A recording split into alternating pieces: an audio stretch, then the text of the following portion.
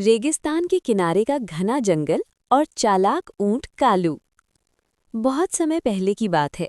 रेगिस्तान की सुनहरी रेत के ठीक किनारे पर एक ऐसा घना जंगल फैला हुआ था जहां पेड़ इतने ऊंचे थे कि उनकी छांव में दिन भी रात जैसा लगता था। इस जंगल में जानवरों की एक पूरी दुनिया बसी हुई थी। हिरन दौड़ते, बंदर उछल कूद मचाते, मोर नाचते और शेर अपनी दहाड़ से सबको डराते। इसी जंगल में रहता था एक ऊंट जिसका नाम था कालू। कालू देखने में बिल्कुल साधारण था, लंबी टांगे, झुकी हुई गर्दन और आंखों में एक शांत चमक। लेकिन उसके दिमाग की चालाकी पूरे जंगल में मशहूर थी। वो कभी जल्दबाजी में फैसला नहीं करता था, बिना वजह किसी से झगड़ा नहीं करता था, पर मूर्ख भी बिल्कुल नहीं था। सब उसे समझदार कालू कहकर बुलाते थे। उसी जंगल में एक और किरदार था, लालची लोमड़ी। लालची का रंग लाल नारंगी, पूंछ झाड़ू जैसी फूली हुई और आंखें हमेशा चमकती हुईं जैसे कोई नया शिकार ढूंढ रही हो। वो मीठी मीठी बातें करती थी, लेकिन उसके दिल में हमेशा धोखे की साजिशें पकी रहती थीं। जंगल के कई जानवर उसकी चालों में फंसकर अपना सब कुछ गंवा चुके थे। कभी कोई हिरन, कभी कोई खरगोश। सब उससे डरते थे, पर उसकी मुस्कान देखकर भरोसा भी कर लेते थे। एक गर्म दोपहर लालची ने सोचा, अगर मैं उस समझदार ऊंट को बेवकूफ़ बना लूं तो कई दिनों तक आराम से खाना मिल जाएगा और जंगल में मेरी इज्जत भी बढ़ जाएगी कि मैंने कालू जैसे चालाक को भी हरा दिया। वो अपनी सबसे मीठी मुस्कान लेकर कालू के पास पहुंची। कालू एक बड़े से बरगद के नीचे आराम कर रहा था। अरे कालू भाई, तुम तो मेरे सबसे प्यारे और भरोसेमंद दोस्त हो, लालची ने शहद जैसी आवाज में कहा। कालू ने एक आंख खोली और शांत स्वर में पूछा, क्या बात है लोमड़ी बहन, आज इतनी खुश क्यों हो? लालची ने पास आकर फुसफुसाते हुए कहा, सुनो ना, नदी के उस पार एक ऐसा बगीचा है जहां लाल लाल सेब, मीठे केले और रसीले आम इतने लगे हैं कि देखते ही मुंह में पानी आ जाए। लेकिन मैं अकेली डरती हूँ, नदी में मगरमच्छ हैं और रास्ता भी मुश्किल है। अगर तुम मुझे अपनी मजबूत पीठ पर बिठाकर नदी पार करा दो तो हम दोनों मिलकर सारा फल खाएंगे, आधा आधा बांट लेंगे। बोलो, करोगी मेरी मदद? कालू ने मन ही मन सोचा, ये लोमड़ी कभी बिना मतलब की इतनी मीठी बातें नहीं करती, जरूर कोई चाल है। लेकिन चलो देखते हैं क्या करती है। वो बोला, ठीक है बहन, चलते हैं। कालू ने लोमड़ी को अपनी पीठ पर बिठाया और धीरे धीरे नदी में उतर गया।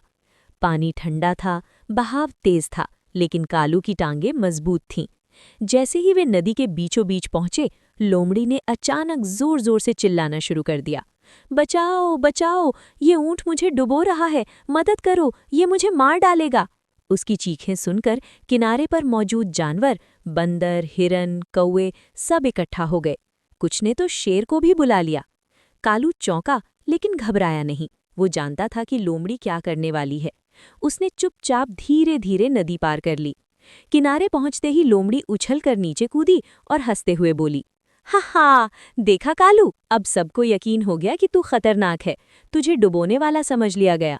अब अगर तुझे कोई सजा मिले या तुझे कोई सताए तो किसी को फर्क नहीं पड़ेगा, मैं तुझे जंगल से भगा दूंगी।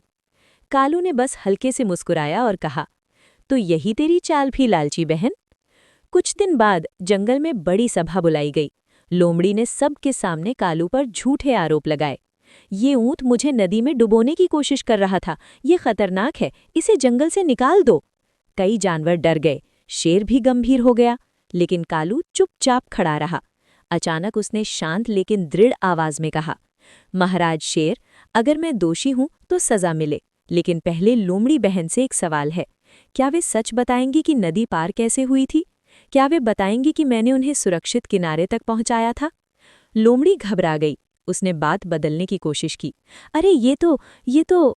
लेकिन कालू ने पहले से ही इंतजाम कर रखा था। उसने नदी किनारे रहने वाली मछलियों, कछुओं और कुछ पक्षियों को गवाह के तौर पर बुला लिया था।